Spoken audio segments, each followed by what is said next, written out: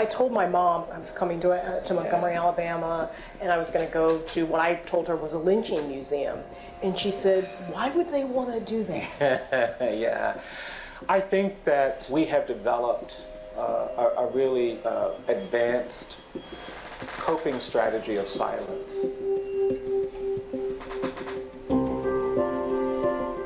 This is the National Memorial for Peace and Justice in Montgomery, Alabama, a site dedicated to the more than 4,000 victims of lynching in America. You know, we started the research years ago, and then the monuments started to come. And when they arrived, I think the thing that completely blew me away that I hadn't just thought about before was sort of seeing these names. He is Brian Stevenson, a lawyer who founded the Equal Justice Initiative, or EJI, an organization with a long and powerful record of getting more than 100 people off of death row, of fighting for juveniles with life sentences, and of winning cases that went as high as the Supreme Court. Even in the names, you see stories like this is an entire family that's killed in Tatnall County, Georgia. And those stories are everywhere. Elizabeth Lawrence lynched in Birmingham, 1933. School teacher coming home, she was walking and a bunch of white kids started throwing stones at her. And like any good teacher, she said to these kids, don't throw stones at people. They went home and told their parents that they had been chastised by a black woman. The parents were outraged. They organized a mob. They went to her home and they lynched her.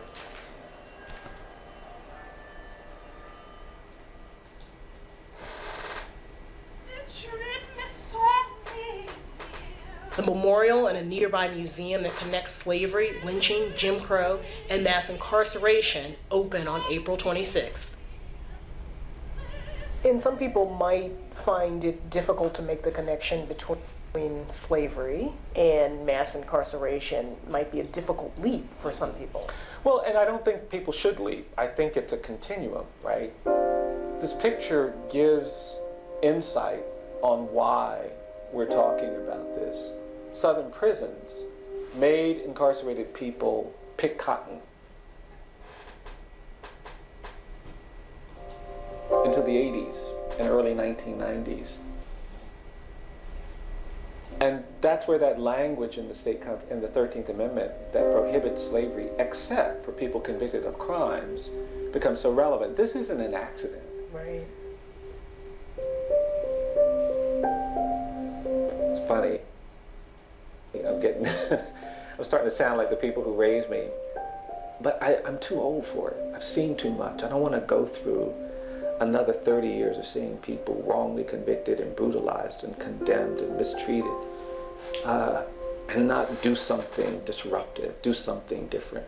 What is your hope that people will take away from this museum once they spend time here going through the exhibits? I think we need to create spaces in this country where we tell the story of what happened to Native people, where we tell the story of what happened to African Americans, where we tell the story of slavery, the story of lynching, the story of segregation. And at the end of it, people are motivated to say, never again. Because I don't think we've ever been required to say that. So my hope is that people will leave this space prepared to say, never again can we tolerate racial bias and bigotry anywhere. And I think if we create a consciousness like that, we can begin to expect more from our institutions, from our schools, from our system, our court system, from our elected leaders than we expect right now. We don't expect as much as we should.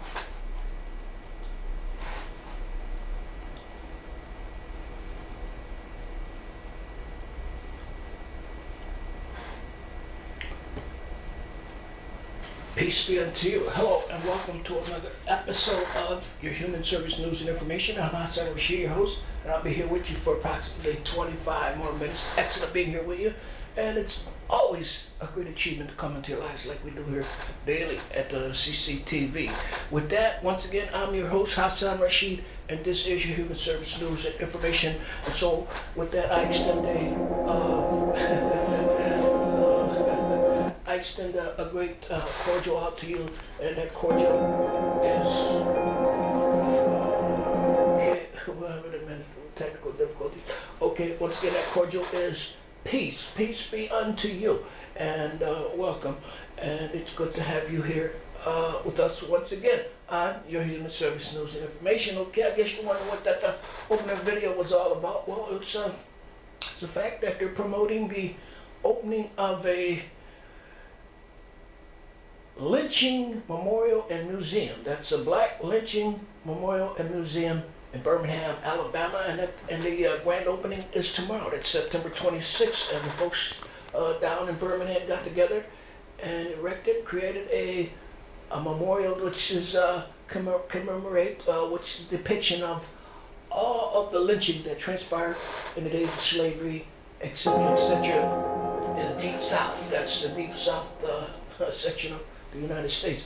It's a lynching memorial and museum. That's grand opening tomorrow down in Birmingham, Alabama, and time permits, we're gonna try to get back to Mr. Stevenson and some more of that video introducing you to the new and grand opening of the Birmingham. That's the lynching memorial and museum, brand new facilities right down there in Birmingham, Alabama. Okay, I'm Hassan Rashid. I'd like to bring attention to another thing too, item of great interest. Tonight is the night. That's the annual, the night of the annual CCTV meeting. That's the meeting where they vote and hand out various awards to different sections of the segments of the community. And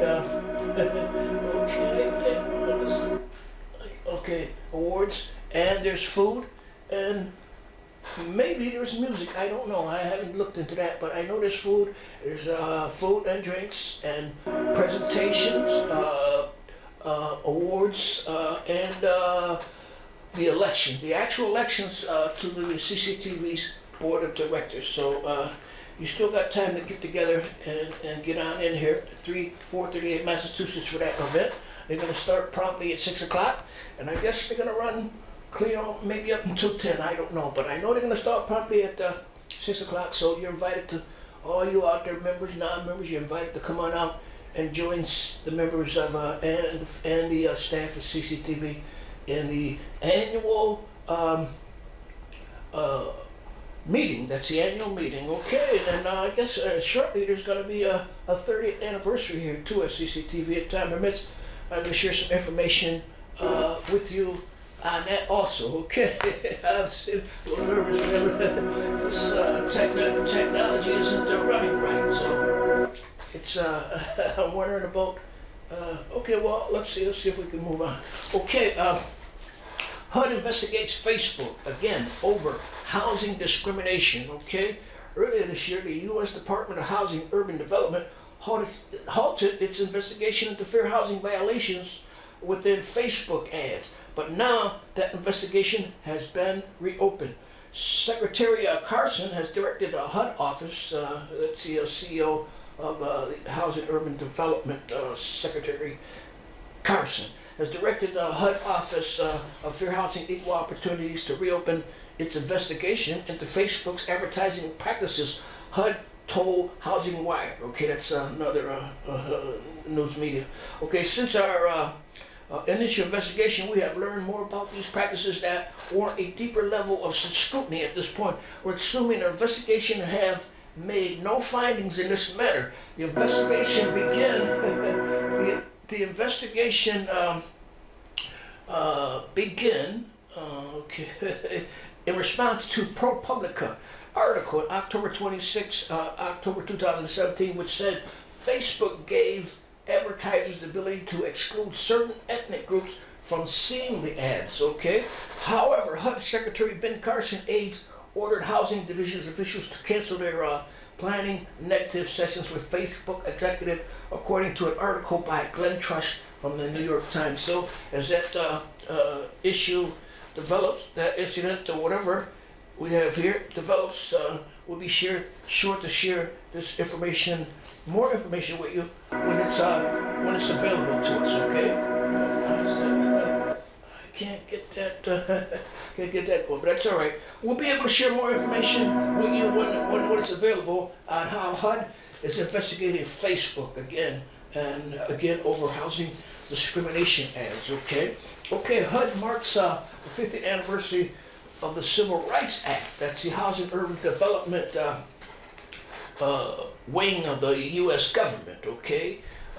It marks the 50th anniversary of the Civil Rights Act, and they're holding a ceremony for Fair Housing Month. So you know, April is April is Fair Housing Month. So they're holding a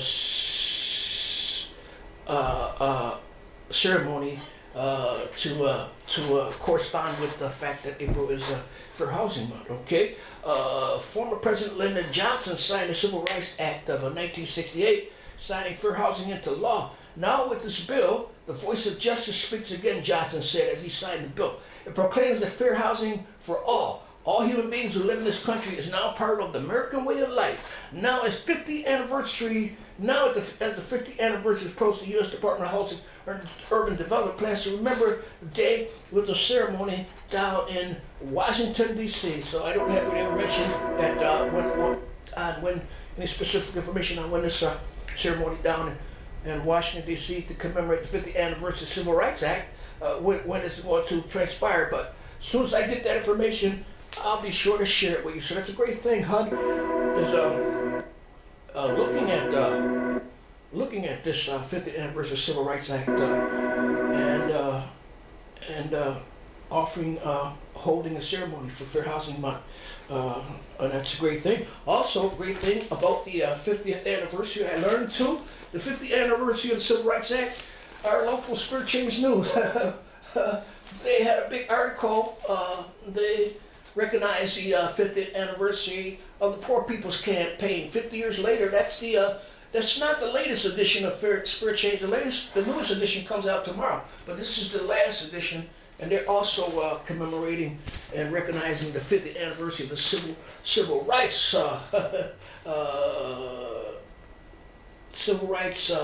Act. Okay, that's 50 years ago, and also Fair Housing Month too has been acknowledged too in that paper. Okay, Senator Markey, Warren requests immediate release of low-income housing energy assistance funds. Senator Edward J. Markey, D, Massachusetts, and Elizabeth Warren, D, Massachusetts, requested Wednesday that the Department of Health and Human Services immediately release the remaining 10% of low-income home energy assistance funds to help low-income families heat and cool their homes. Okay, the remaining funds amount to approximately $337 million. Okay, the low-income that's a LEAP. That's the acronym for a Low-Income Housing Energy Assistance Program. Is widely successful and vitally important to millions of families across the country. Hundreds of thousands in our state of Massachusetts. Markey and Wilson said in their letter to Assistant Secretary Alex Azar. Now the Congress has passed a funding bill for the entire fiscal year and increased funding for the program by $250 million. There's no reason why the rest of the LIHEAP funding should not be released immediately. The senators noted that approximately 33% of households assistance include at least one member 60 years of age or older, 38% had at least one member with a disability, and 90% had at least one child 5 years of age or younger. So far this year, Massachusetts has received approximately $130 million in LIHEAP funding. Approximately 200,000 Massachusetts families depend on LIHEAP each year to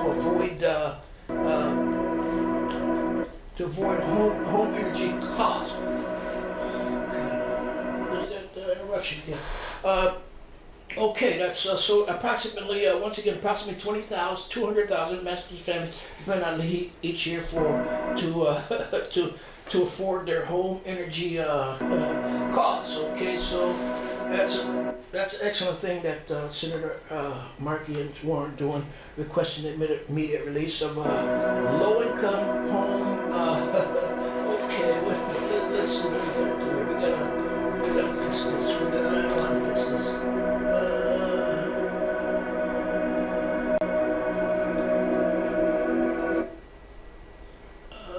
Okay, that's it.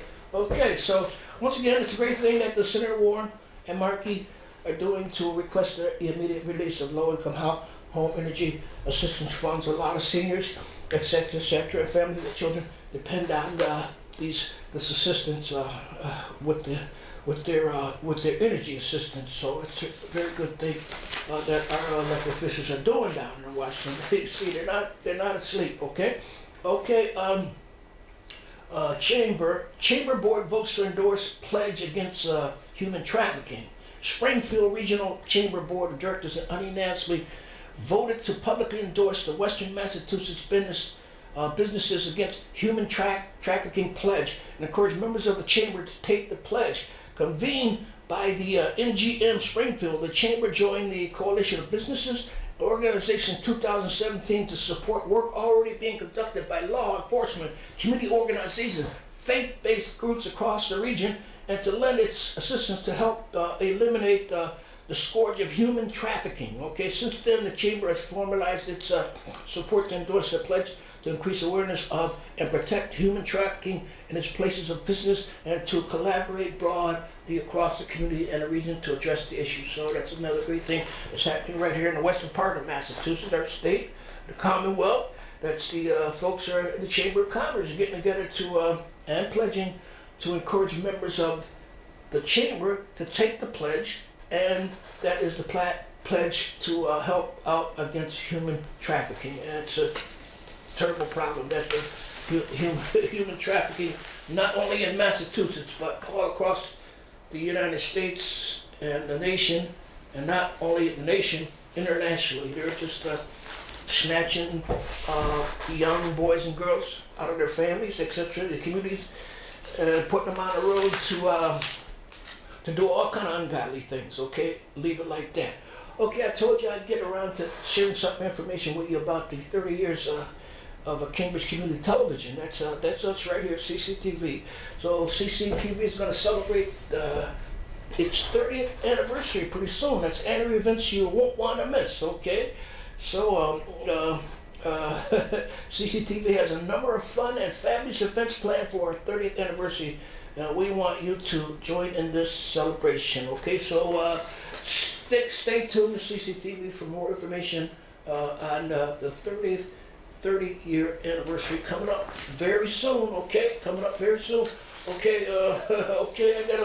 I got another little message I want to share with you here. It concerns our water circumstances, water purification facility tour. Okay, so I know a lot of you folks you should be, if you're not, concerned about drinking water conditions here in Cambridge, and everybody loves fresh water. So the Walter J. Sullivan Water Purification Facility Tour is coming up, and I encourage you all to go on and check this out, because this is about water. You know, we can't survive without water. We got to have water, and especially fresh water too. So you can get some insight on what's happening with the water purification process by attending or joining the water purification facility tour. So the dates that I have here for this tour is May 14th, June 11th, July 9th, August 13th, September 17th, October 15th, November 15th. Mondays, that's on Mondays from 6 to 7:30 p.m. Enter through the water department front door, that's 250 Fresh Pond Parkway. Find out how water that falls as rain in the suburbs 10 miles west of Cambridge is transported to Fresh Pond and then tested, treated, and delivered to the city residents and businesses. Learn about the plant state of the art of technology that keeps our community's tap water clean. So you'll have the chance to speak with the water treatment staff, see the equipment in action, and check out water quality. That's the water quality lab. So advanced registration required for large groups. Please call 617-349-6489 or email tpuopolo@cambridgemont.gov. Parking passes available, free and open to the public. That's a Water J. Sullivan Water Purification Facility Tour. So you get on out there on May 14th, June 11th, July 9th, August 13th, September 17th, October 15th, November 5th, and find out what's happening to our fresh water supply here in Cambridge, okay? Yeah, all right. Okay, there's also free immigration consultations with volunteer attorneys. It's Boston City Hall, 12 noon to 2 p.m., first and third Wednesdays of every month. So for more information, call 617-635-2980. Okay, City of Cambridge, 2018 Immigration Legal Screening Clinics. Free consultation with immigrant attorneys every third Wednesday of the month. That's when 5 to 15 p.m.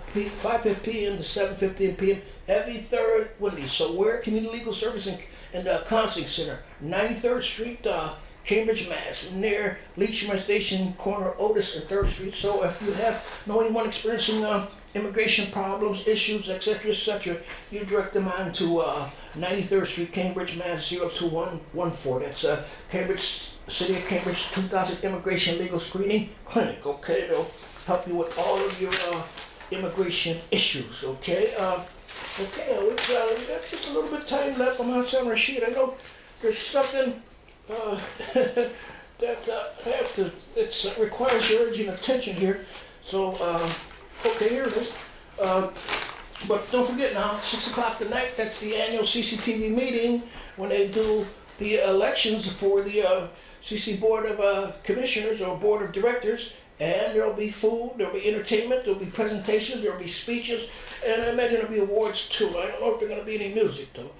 So you have to come and see and check it out, okay? Stop discrimination before it starts. That's the Massachusetts Commission Against Discrimination offers comprehensive discrimination prevention training outreach opportunities designed to educate attendees on their rights and to teach organizations about their responsibility under the anti-discrimination law. Okay, that's the Massachusetts Commission Against Discrimination Training Unit. So if you have any questions about that, you can call 617-994-6072, or you can email training.assistance@state.ma.usa. Okay, okay, that's just about all I have. No, that's not all I have planned for you. That's all I can share with you for now. Okay, sharing is caring. So I try my best to share as much as I can with you. That falls under the human service umbrella. But right here, this is the Cambridge Open Studio newsletter. And if you'd like to more detail about what's happening right here within the studio CCTV, you come on out and pick up your free copy. You can get it right out in front in a little stand. Or if you don't see it out there in front of CCTV, 438 Massachusetts, you come right on in the studio and pick up your copy. That's Open Studio Magazine tonight, the big night, 6 o'clock, 6 p.m. The CCTV's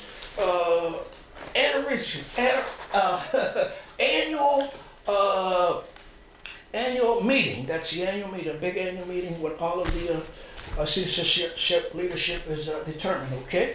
Board leadership. So I'm Hassan Rashid, you know, I always leave you the fact that you should always keep your nose clean and play it straight, and don't forget to assist someone and need every help. Until next time, I leave you with the fact that Superior was help. Next time I'll leave you with that. But one more thing is that today is the 25th, so there's about 20 more days before the Muslim holy month of Ramadan.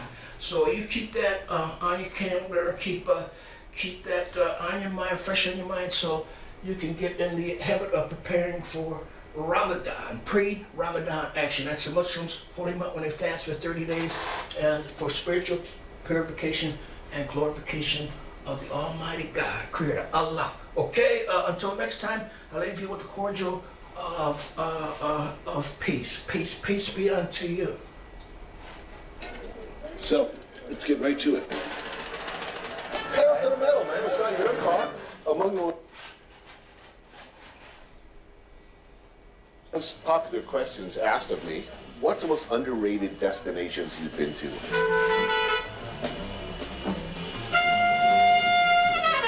Undiscovered secrets, that sort of thing.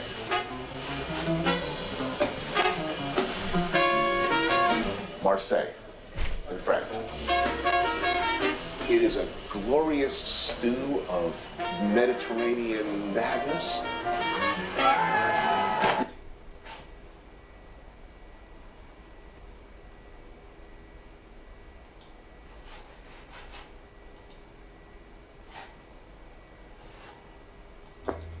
Likewise, Assalamu alaikum everybody. My name is Ahmed Mohammed. I'm the trial attorney here in the National Office in Washington, D.C.